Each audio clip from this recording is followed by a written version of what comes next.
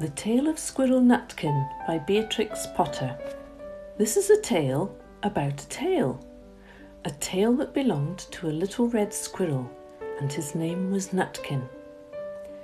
He had a brother called Twinkleberry, and a great many cousins. They lived in a wood at the edge of a lake. In the middle of the lake there is an island covered with trees and nut bushes, and amongst those trees stands a hollow oak tree, which is the house of an owl who is called Old Brown. One autumn, when the nuts were ripe and the leaves on the hazel bushes were golden and green, Nutkin and Twinkleberry and all the other little squirrels came out of the wood and down to the edge of the lake. They made little rafts out of twigs, and they paddled away over the water to Owl Island to gather nuts. Each squirrel had a little sack and a large oar and spread out his tail for a sail. They also took with them an offering of 3 fat mice as a present for Old Brown, and put them down upon his doorstep. Then Twinkleberry and the other little squirrels each made a low bow and said politely, "Old Mr. Brown, will you favour us with permission to gather nuts upon your island?" But Nutkin was excessively impertinent in his manners. He bobbed up and down like a little red cherry, singing, riddle me, rot-tot-tot, a little wee man in a red, red coat, a staff in his hand and a stone in his throat. If you'll tell me this riddle, I'll give you a groat. Now this riddle is as old as the hills. Mr. Brown paid no attention whatever to Nutkin. He shut his eyes obstinately and went to sleep. The squirrels filled their sacks with nuts and sailed away home in the evening. But next morning they all came back again to Owl Island, and Twinkleberry and the others brought a fine fat mole and laid it on the stone in front of Old Brown's doorway and said, "Mr. Brown, will you favour us with your gracious permission to gather some more nuts?"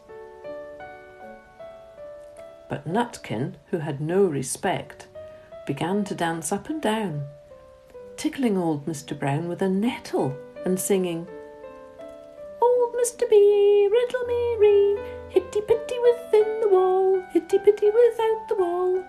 If you touch hitty-pitty, we'll bite you." Mr. Brown woke up suddenly and carried them all into his house.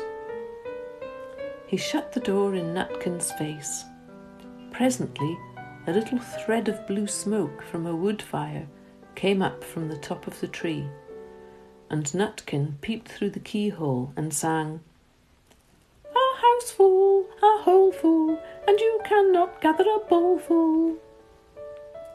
The squirrels searched for nuts all over the island and filled their little sacks. But Nutkin gathered oak apples, yellow and scarlet, and sat upon a beech stump playing marbles and watching the door of old Mr. Brown. On the 3rd day, the squirrels got up very early and went fishing. They caught 7 fat minnows as a present for Old Brown. They paddled over the lake and landed under a crooked chestnut tree on Owl Island. Twinkleberry and 6 other little squirrels each carried a fat minnow, but Nutkin, who had no nice manners, brought no present at all. He ran in front, singing, "The man in the wilderness said to me, how many strawberries grow in the sea? I answered him as I thought good, as many red herrings as grow in the wood." But old Mr. Brown took no interest in riddles, not even when the answer was provided for him. On the 4th day, the squirrels brought a present of 6 fat beetles, which were as good as plums in plum pudding for Old Brown. Each beetle was wrapped up carefully in a dock leaf, fastened with a pine needle pin. but Nutkin sang as rudely as ever. Old Mr. B, riddle me ree, flower of England, fruit of Spain, met together in a shower of rain, put in a bag tied round with string. If you tell me this riddle, I'll give you a ring. Which was ridiculous of Nutkin, because he had not got any ring to give Old Brown. The other squirrels hunted up and down the nut bushes, but Nutkin gathered robin's pincushions off a briar bush and stuck them full of pine needle pins. On the 5th day, the squirrels brought a present of wild honey. It was so sweet and sticky that they licked their fingers as they put it down upon the stone. They had stolen it out of a bumblebee's nest on the tippity-top of the hill. But Nutkin skipped up and down, singing, Hum-a-bum, buzz-buzz, hum-a-bum, buzz. As I went over Tipple-Tine, I met a flock of bonny swine, some yellow-necked, some yellow-backed. They were the very bonniest swine that e'er went over Tipple-Tine. Old Mr. Brown turned up his eyes in disgust at the impertinence of Nutkin, but he ate up the honey. The squirrels filled their little sacks with nuts, but Nutkin sat upon a big flat rock and played 9 pins with a crab apple and green fir cones. On the 6th day, which was Saturday, the squirrels came again for the last time.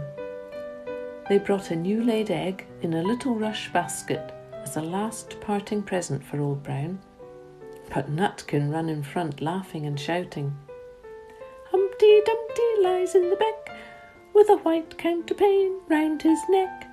40 doctors and 40 wrights cannot put Humpty Dumpty to rights. Now, old Mr. Brown took an interest in eggs.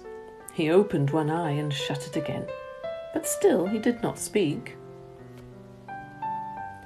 Nutkin became more and more impertinent. Old Mr. B, hickamore, hackamore, on the king's kitchen floor. All the king's horses and all the king's men couldn't drive hickamore, hackamore, off the king's kitchen door. Nutkin danced up and down like a sunbeam, but still Old Brown said nothing at all. Nutkin began again. Arthur O'Bower has broken his band, he comes roaring up the land. The King of Scots with all his power cannot turn Arthur off the bower. Nutkin made a whirring noise to sound like the wind, and he took a running jump right onto the head of Old Brown. Then all at once there was a flutterment and a scufflement and a loud squeak. The other squirrels scuttered away into the bushes.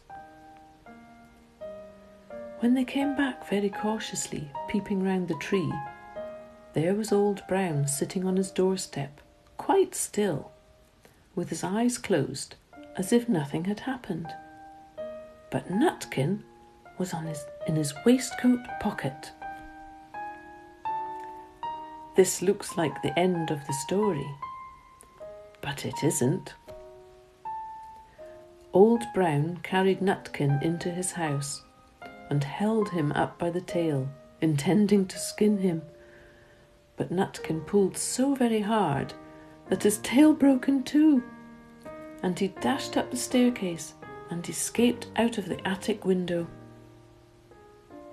And to this day, if you meet Nutkin up a tree and ask him a riddle, he will throw sticks at you and stamp his feet and scold and shout, "Cuck, cuck, cuck, cuck, cuck, cuck." The end.